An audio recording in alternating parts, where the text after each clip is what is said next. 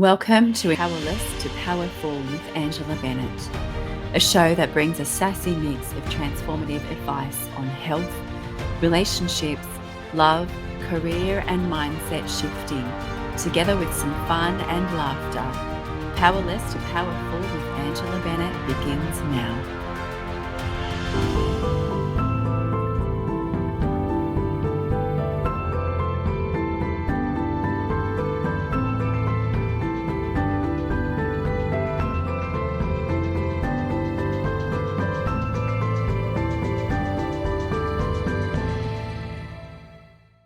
Next up is Trunnis Goggins II. I'm so excited to hear what Trunnis has to share.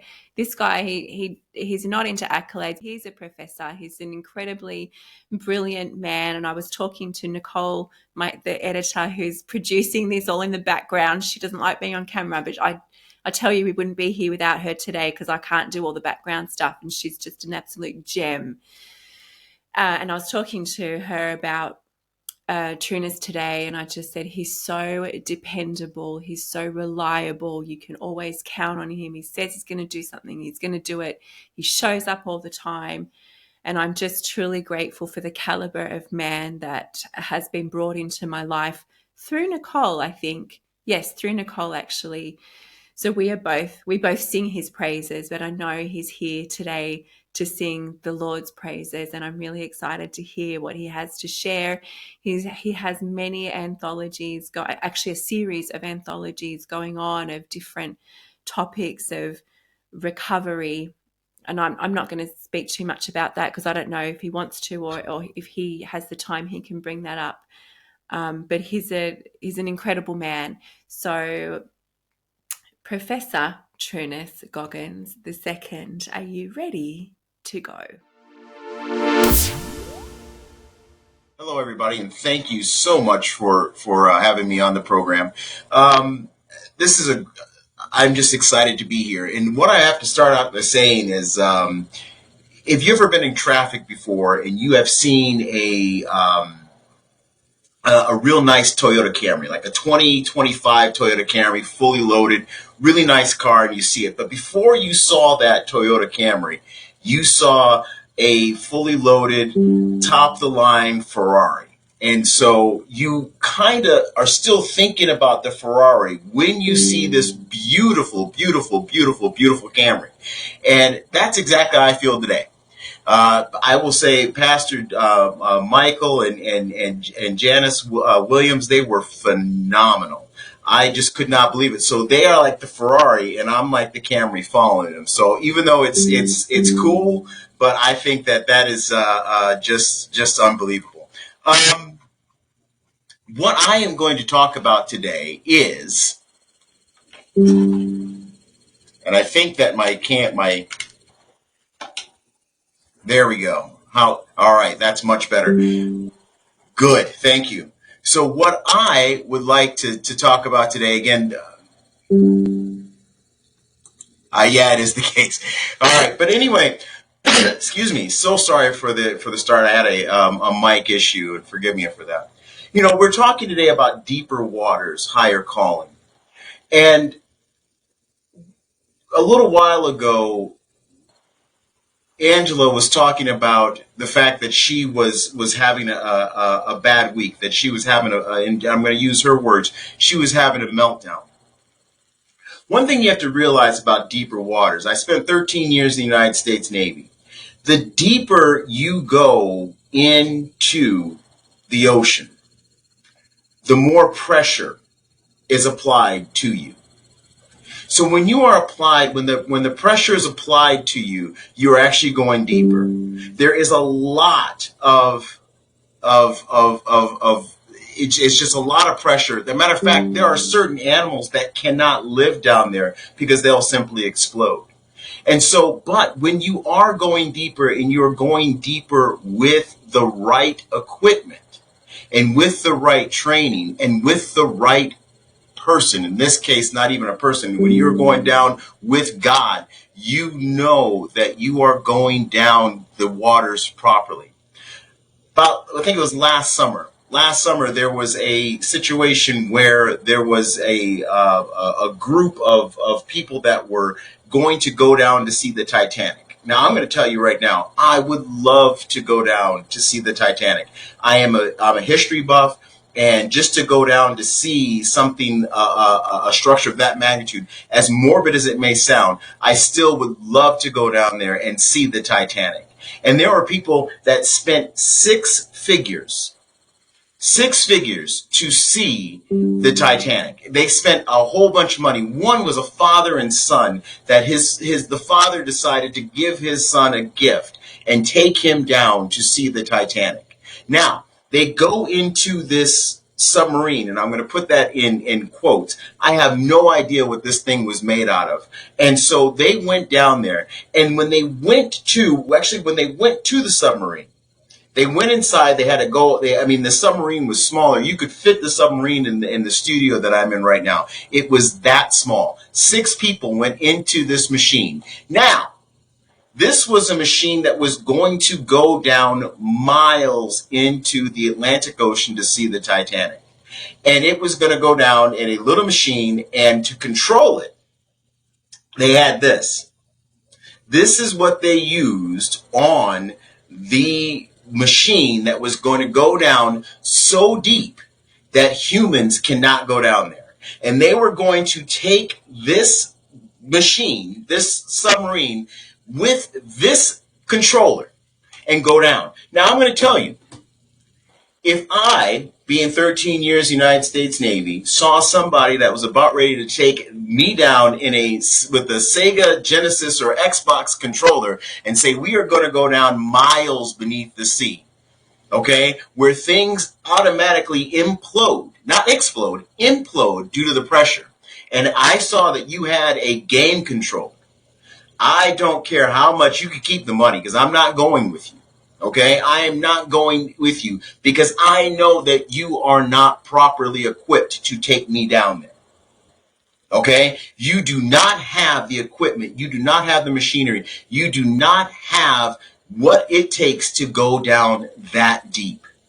And the reason why I'm saying this right now is because sometimes there are going to be people in your life that want to take you to deeper waters, but they are not equipped to take you. Now, based on my knowledge, I'm going to tell you, my knowledge is on earth science. All right. Yes, I am a college professor, but I did take 1 year of earth science, and I took enough earth science to know that if you go down deep into water, you're going to be in trouble.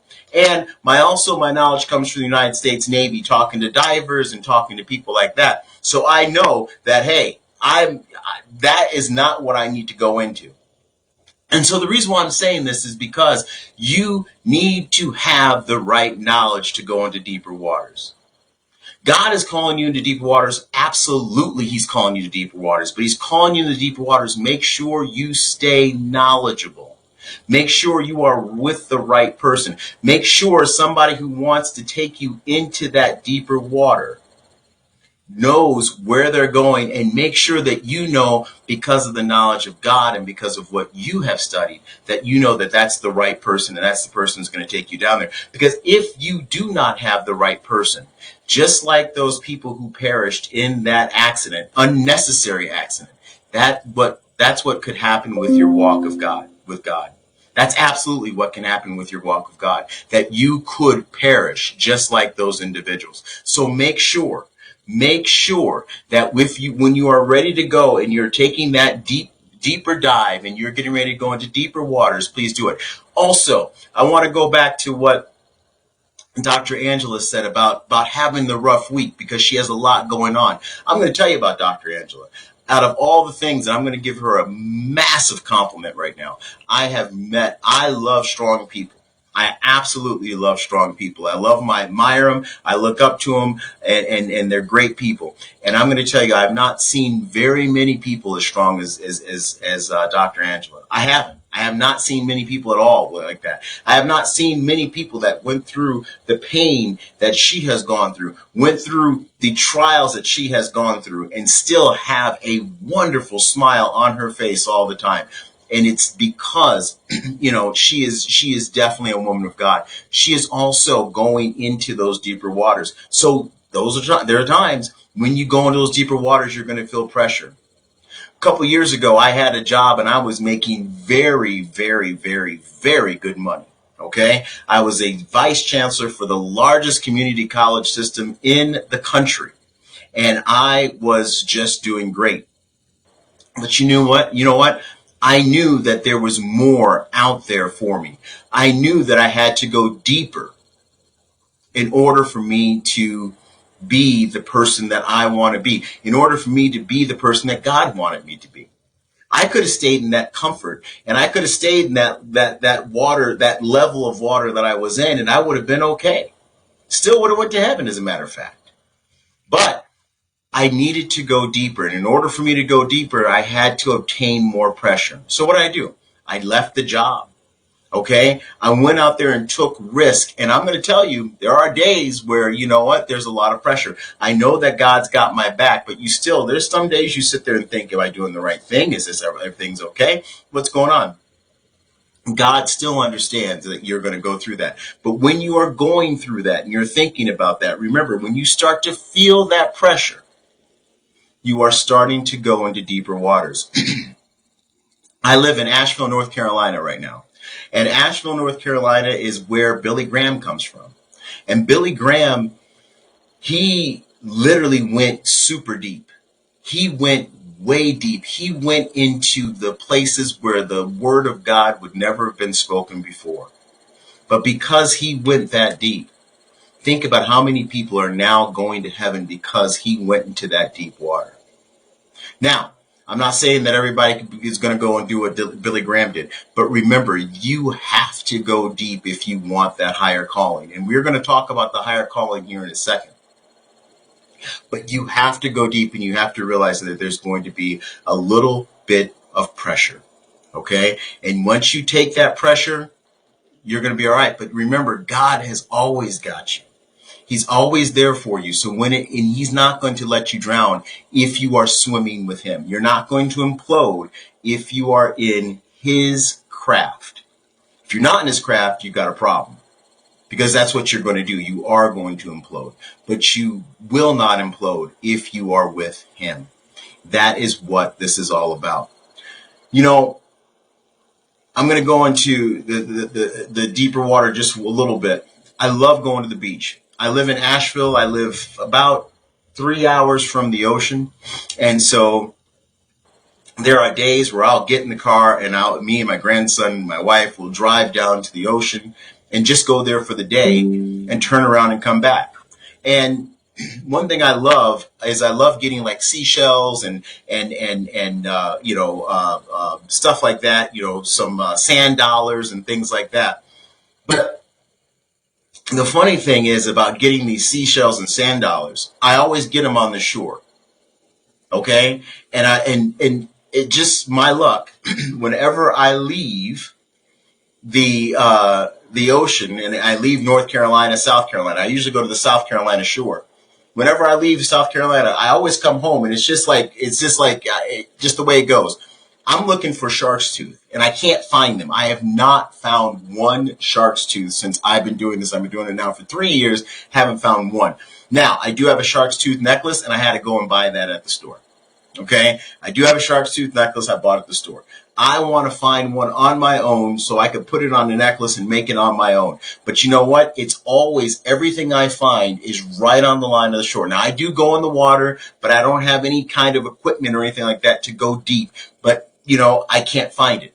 But when I come home, I always see somebody who's found like a megalodon tooth, from, 100 million years ago or whatever it is. And they have these big teeth, these big shark teeth. And they're like, look at what I found. And it's probably at the same beach that I just left like 2 hours ago. Makes me mad every single time I do it. But you know what? I can find those teeth if I went deeper in the water. If I bought the equipment, if I made the investment, I can find really, really good stuff. I live literally 3 hours away from where all of the famous pirates and they're all their sunken ships. They're right down the street from where I live, basically. And I can go, if I went and got the right equipment and went deeper, I would find the rewards that I want to find. And so what I'm trying to tell you now when it comes to deeper water is if you really want those rewards, if you really want those promises, you're going to have to make that investment. You're going to have to go deeper. You have to be much willing to go deeper. And you know what? It comes at a cost. It comes at a cost. Sometimes that cost, maybe you're going to have to get rid of some friends that you were hanging out with. Sometimes that cost means sometimes you need to do a little bit more. Sometimes you need to pray a little bit more. Sometimes you need to do something different, but you have to make that next investment to do it. And I'm going to tell you, you will be rewarded by going deeper and deeper and deeper. But that is where your reward comes from. Now, I'm going to talk a little bit about higher calling. You know, when you think about higher calling, a lot of people, there's a song called Use Me. I can't sing, and right now I have a cold or something, and so I can't sing anyway. So I know I really couldn't sing if I tried it. So Use Me. And I know everybody here knows the song, and you're probably humming it right now. I am not going to try to sing it right now because I still want you to like me. So don't worry about it. I won't do it, okay? But when you think about it and you ask God to use me, that is loaded. Okay? That is loaded. You do not, if you are not ready for what is about ready to come, when you say, I want a higher calling, remember, it is going to come with a level of sacrifice, a level of not being comfortable with what you're about ready to do. I want you to think about it. I want you to think about Abraham. Abraham is the father of many nations. There are more children that Abraham has fathered than there is sand on the beaches and stars in the skies. That's what God said to him, and he held his promise. But he told him, he lived in Mesopotamia. So he lived in an area that was the cradle of civilization. Okay? And he lived in that area. And God told him to leave and go. Okay? So God told him to leave the cradle of civilization.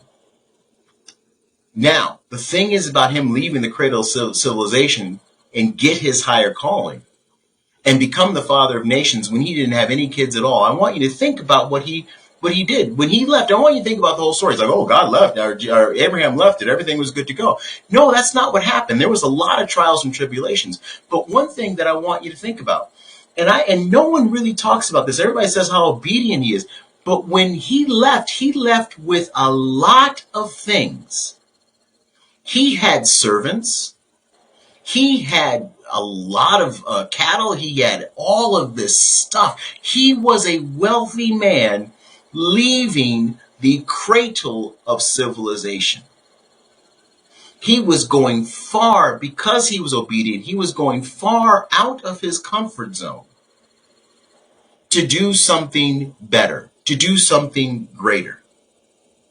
He didn't have to leave. He could have said, well, I'm comfortable right here. I'm good to go. So let somebody else be the father of many nations. I'm all right. All right. And then another reason why I knew he was rich, because at the time when he left, he didn't have any kids. Right. So, I mean, you always have a lot of money when you don't have kids. I know that as a father. I know that for sure. But I do know that he went and he did what he said. He definitely wanted to make sure that he was obedient to God. And he went and did what he had to do. Okay, when you are getting that higher calling, you have to remember, I don't care where you are in life, what you're doing in life, you will absolutely, when you get that higher calling, okay, when you get that higher calling, you will make a sacrifice. You will be uncomfortable, extremely uncomfortable. And you have to realize that there's going to be some times coming. There's going to be unfamiliarity. I know that when I heard, I think it was Pastor Michael talked about how you're going into an unfamiliar territory. And it's funny because one of the stories I was going to share is this. My grandfather, All right, we are the Goggins family. I don't know if you know, my brother is pretty famous. My father, if I have to say this, I know this is a higher calling, and I think hopefully he became born again before he passed away. But he was Rick James's manager, and he was. We have a lot of stuff, as far as that's concerned. But my grandfather was born in Anniston, Alabama. And I don't know, for people who live in Australia, I know you probably heard stories or saw movies about the South back in the 1930s and before that. But the South was not a good place for blacks to be in. Back in the 1930s, it just was not. It was Jim Crow laws. We weren't treated with the same level of respect or anything like that. So it was not a good time for blacks in the 1930s. My grandfather also was born to a father who was an alcoholic. Okay, and then not only was he born to a father who was an alcoholic, my family, in order for them to make money back in the day, they did some shady stuff back in the South. Okay, they ran numbers, they ran hooch, which is alcohol and all that other stuff. And my grandfather decided that he needed to have a better life. He needed to have a better life for his family. When my father was 2 years old, this was 1936, my grandfather decided to take a train, and he decided to go up north. And he went up north to Buffalo, New York. He went up north because he knew. Now, I'm going to tell you, before he left Anniston, Alabama, my grandfather got saved. My grandfather got saved, and he knew that he had to get away from the life that he was living, the environment that he was in. He had to get away from people making moonshine. He had to get away from people running gambling numbers. He had to get away from all of these things in order for his family to have a better life. So he got on a train. Now, my grandfather, there's debate on how much education he had, but we can all agree that he did not graduate high school. We did not have Google back then. We did not have a internet or anything like that back then. We didn't have anything. We didn't even have a cell phone. My grandfather got on a train, went to Buffalo, New York. And he went there looking for a better life. He ended up finding a great church family. The church family ended up setting him up with a house. He ended up getting a job working at a chicken farm, and that's where he spent his entire life. He brought his family up after he got settled up, and this, that, and the other. And this is what happened at that point. My grandfather ended up running a church on High Street in Buffalo, New York. He had 11 children that survived. He had one that passed away at a very, very young age. He ended up having my father, who was a great businessman. He had 2 pastors that came from there. He had a college professor. He had 4 entrepreneurs that came out of that family. And from that, he had grandchildren that he has. We are now from a family because he left. He left and found a better life. He has, I think there are probably 13 doctors and PhDs out of the 63 grandchildren he has. None of us have a criminal record. None of us have a criminal record. He has Navy SEALs. He has Army personnel. He has doctors. He has lawyers. He has a whole bunch of people because he left and he went and took that higher calling. Now, during that higher calling, was it all gravy? No, it was not. And so when I bring this story up, I always think about the higher calling. The higher calling calls for sacrifice. Sometimes if you're like my grandfather says, hey, it's time for me to go. I'm going to do it. Sometimes it's just thrust upon you. If you go in the Bible and you look at the story of Joseph, Joseph didn't want to leave his father. He was really happy where he was, but he was taken. He was taken so he can achieve that higher calling. And I'm going to tell you, if it wasn't for that instance, If it wasn't for what happened to Joseph, there's so many things that wouldn't have happened. Israel would not exist the way it exists now if it wasn't for Joseph, because he was taken away. He was taken to that higher calling. So sometimes you are called to that higher calling. Sometimes you are taken. Just a couple of days ago, and it's funny. I was telling my wife that this guy needs to go to Nineveh like right now. A couple of days ago, there was a video that went viral of a man who was kayaking in Chile, and as he was kayaking, a whale like literally ate him. It took him. It was on video. It grabbed him and realized that, wow, that's not what I was going after, and spit him right back out. And when he spit him out, I was like, wow, that's like the story. We all heard that story, Jonah. And so when you think about it, think about Jonah. Jonah had a higher calling, and he said, hey, I am not going to do that. So what happened? He was taken up and he was eaten, sucked up by a whale, and then spit out. So when if you want a higher calling, remember, either you're going to get it by choice, or you're going to get it by force in some cases. But when you are called to that higher calling, remember that there is going to be sacrifice. Hopefully you're not eaten by a whale, but on the same note, sometimes you're going to feel like you're eaten by a whale. Sometimes you're going to feel enormous pressure. And when you feel that enormous pressure, you just have to keep going. You have to know that you're going to get uncomfortable. You're going to have to know that there's going to be a level of pain. Do not expect to get that higher calling and get that position that you want without the sacrifice. Because you know what? Even when Jesus when he was at full glory, he had to make the ultimate sacrifice. And if Jesus has to make a sacrifice, you know that we would have to make our sacrifice too. It was great to be with you guys today. And Dr. Angela Bennett, thank you so much. I will now park my Camry, if you will, and see what other cars are going in. But I'll tell you right now, it's going to be hard to beat Pastor Michael and Janice. That's for sure. Oh, you are so funny, Trunnis. I did laugh a lot when I wanted to hit the media button.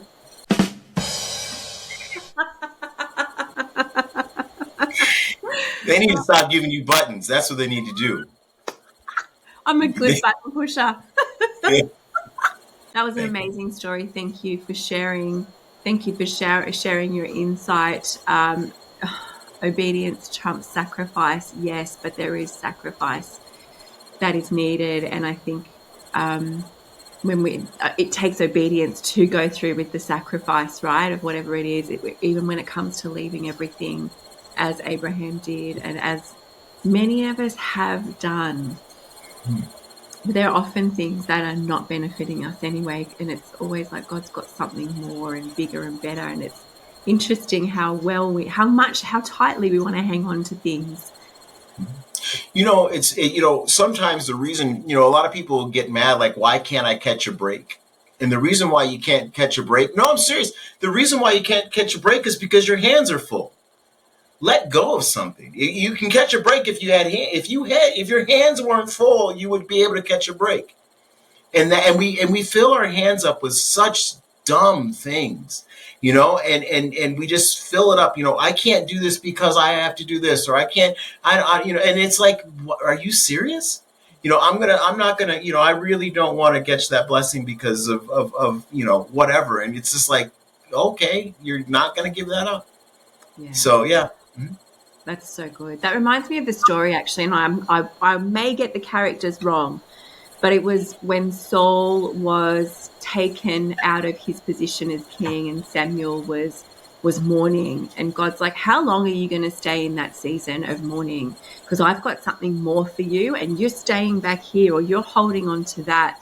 I need you to let go. I need you to, as you said, not that this, I'm paraphrasing, but opening your hands and not hanging on, letting go of the stuff and the old season and the old things and the comfort, to move in and to step into something greater and better and higher that God's got, something more that God's got for us, so we can keep moving forward. Because if we don't, I'm of the thought that if God needs us to do something, if we're disobedient and we will not do it, he will find someone else. He will okay, no worries, you're not going to do it. My plan needs to go ahead. So I'll find someone else who will be obedient and who will sacrifice and who will step into it. So yeah, choice is ours, right? Hang on or let Absolutely. go. Absolutely. Thank you so much. You nearly had me in tears when you had a little thing to say about me, but I'm like, pull it together. Pull it together, Ange.